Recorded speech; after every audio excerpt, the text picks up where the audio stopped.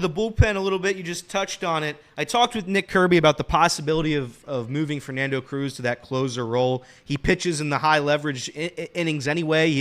I think Nick Kirby said he has 13 high leverage innings pitched.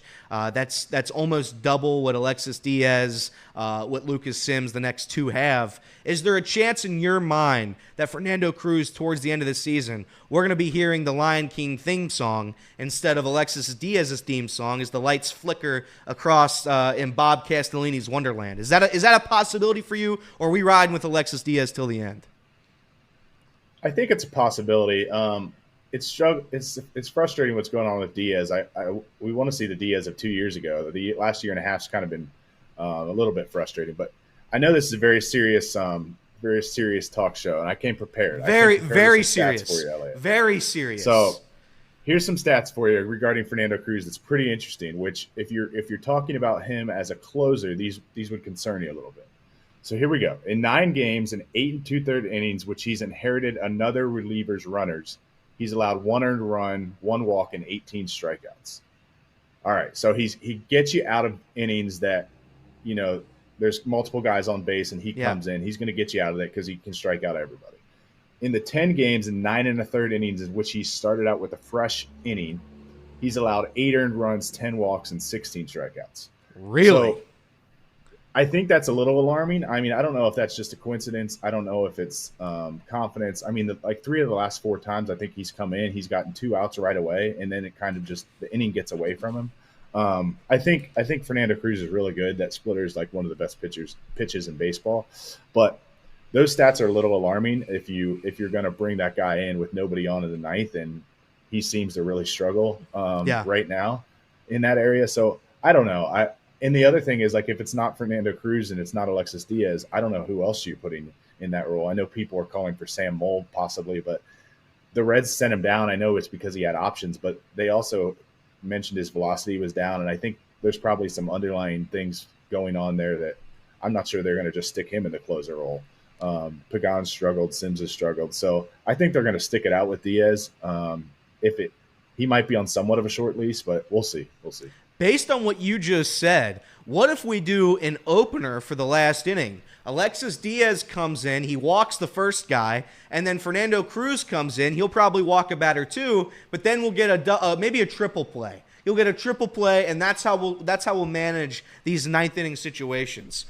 Because by the way, that's big brain thinking by you. That is big brain thinking because they're both terrible when it comes to the walks. And I can't. If I'm going to be honest with you, nothing frustrates me more than when this bullpen walks the leadoff guy, and I feel like that happens a decent amount.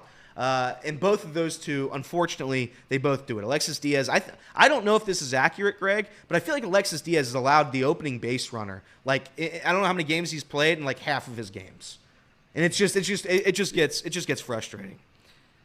It wouldn't surprise me. I mean, they just it's pretty infuriating to come into the 9th inning with a lead and then just put people on base without having to hit the ball. I mean, the loss the other day, he just hit a guy and then walked 2 guys, and then Kevin Newman hit a doinker that won the game. So like, it's infuriating to you're just giving the team a win at that point. You made one guy make contact and you gave up 2 runs. And by the way, Craig just corrected me in the chat. Craig and Nick Kirby, they love to correct me whenever I'm wrong. And by the way, they're very quiet for like a majority of the show. But if I say one thing wrong, they're going to come in and they're going to yell at me. So here it is. I said that my plan would be to have Fernando Cruz sub out Alexis Diaz after he walks the opening batter. There is the 3-batter rule, Greg. So apparently he cannot do that until Alexis Diaz loads the bases. Then you pull him. That's fair. Sorry to Craig, who told me the Reds would lose to the Angels. All right, so moving on. The realistic expectations. We talk a lot about expectations when it comes to this team. Is there a chance? Do you even think about? Is there even hope for a postseason berth with this current iteration of the Cincinnati Reds? I think there's hope. I was reading the chat a little earlier when I first came on, which was probably a mistake. I'm new to all this, and Alex Wallace, I think, said, "Is this David Bell speaking?" when I was speaking, which was pretty hilarious. That's pretty funny. So I'm going to give another David Bell answer right here. I'm going to give a politically correct answer. I think before we start talking playoffs, we just got to get back to 500. We got to That's take fair. baby steps. We got to That's take fair. baby steps. Like, I think there's hope. I do think there's hope. I mean, it's May 17th. I threw out a stat that the old Twitter app, people were fired up at me because I said in 2022 the Phillies were 22-29 on June 1st, and they made the World Series. And people were not happy with that. People were not happy that I threw some positive light on this team. So I think there's a chance. But you just got to take baby steps. You got to keep win series, and get back there because it's a long season. But there is a chance. The chances don't look great right now, but it's baseball. Crazy things happen. I mean, we just watched the bullpen look like, Randy Johnson and Tom Glavine and Greg Maddux last night. So against the best team in baseball. So you never know what can happen. I still have hope, though. I still got hope. It's crazy because I said yesterday, like, I'm just done with it. I'm done with the team because this isn't the team that we thought was going to be the Cincinnati Reds 2024 Raw. It's just not that team. It's a different team. When you have Santiago Espinal, Mike Ford batting cleanup, when you have Luke Maile hitting $130, you're looking around. We got Connor Capel and Jacob Hurtubise in here, and I mean no disrespect, but this isn't a major league team when all those guys are playing. It's just not. It's not a good team. I think if everybody comes back, if we get some help, if the starting pitching can pitch like this, then I start looking at playoffs. Then I can believe. Because maybe they go on a run. Maybe we 4-game sweep the Los Angeles Dodgers, and I'll be all the way back. But I do think, as of right now, I think your method, your logic is right. Let's just try to get back to 500, and then we'll worry about it then. Let me ask you this. I know you try to be positive. Give me your most disappointing Red this season. If you had to give me your most disappointing Red for the first, quarter of this season, who would it be? Yeah, I'm going to preface this with I'm hoping it was due to his injury. Yeah. Because he's on the IL now, but I'm going to go with CES. I had huge expectations for him. I know guys go through sophomore slumps. He was hitting like $190 when he went on the IL. He had only 2 home runs. So I'm really hoping the injury had a lot to do with why he was struggling, and he was maybe hurting more than he led on to be. But he's got to be the most disappointing in my eyes, just because we thought he was going to be the middle of the order bat that would hit 30 home runs at GABP.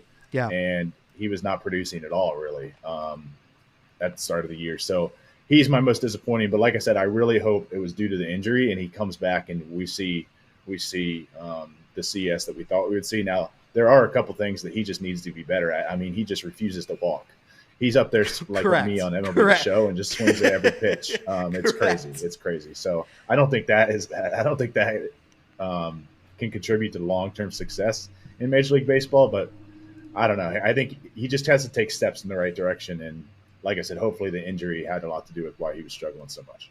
Yeah, I hope that's the case too. But he was one of the league's worst players when he was up this season, and that's unfortunate to say. But CES, again, that's a guy I was told 40 home runs, 35 home runs. This is your power bat in the lineup. And you just didn't get to see it this year so far. And maybe he will towards the end of the year if he's able to play. I did think the whole injury situation with how this organization dealt with it, I think that's strange. I think there might have been some organizational malpractice involved in whatever the hell was going on with CES. But despite that, I would agree with you on that regard. If you had to give me